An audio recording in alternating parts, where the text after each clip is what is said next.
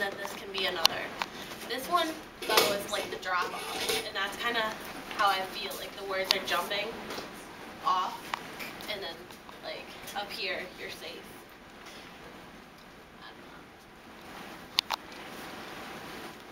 But,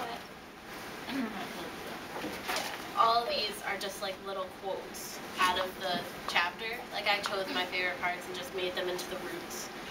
Because if I had just drawn the roots, I know it wouldn't have looked good. Because, honestly, I'm not an artist. So like, I really like this, and I like how it turned out. And the little arrows that are up bigger down.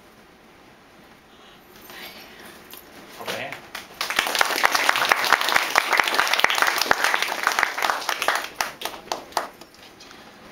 I like how words that look like branches and roots and stuff. I like the way you like make them branch out. I really like it, but the thing that stands out the most to me is the word roots. Like, I really love that idea. I love when you incorporate words into art. I know. I wouldn't say that you're not an artist because I think that piece is really creative. Right. Thank you. And I really like the colors you chose to use. Yes. I love that you chose to use like blue and yellow.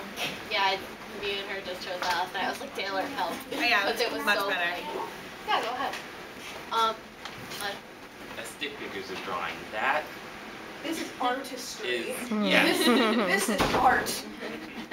When I redo my explanation of art in this class, it's going to be Juliana Zabilski. Yeah. Can you talk a little bit about the other half of the picture? You talked a lot about the roots, but I'm curious to know what the upper corner is.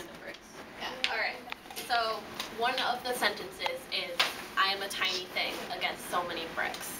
So in here, you can't really see it unless you're really close, but it says, "I am a tiny thing." And then in the bricks, against so many bricks. And I just like made them flying at it. Because in my brain, when I was reading it, I just like imagined such a little plant and then just bricks coming from all around at it. So like I couldn't help. And then it was just this and then the white background. And I was like, that's too blank. It's too boring. I need to do something. So we did the bricks behind it. My kitchen. Yeah, her kitchen bricks. I sat in the kitchen drawing them out. Mom was like, what do you do? Jasmine. I kind of saw it, as it was going through stages, and I just love the way it came out. I mean, I feel like I'm always going through that. I don't think this is going to come out well. I don't know what to do. I don't think I can do that. And I love the way you took the idea of having a visual piece and then putting it to, what you like and incorporating, how you do things, because I feel like this is just so unique and it's so you. I mean, I love all the words and all the different ways you showed what's going on in the chapter, and I just thought it was really great. Thank you. Happy again.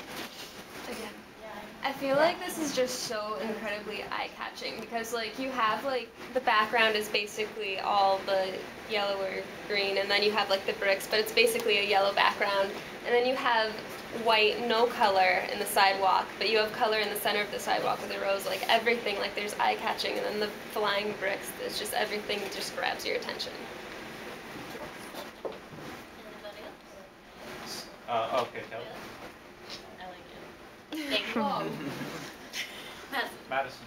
I love yellow. Nice. I like how it's balanced. I like the sense of depth that you created with the converging lines.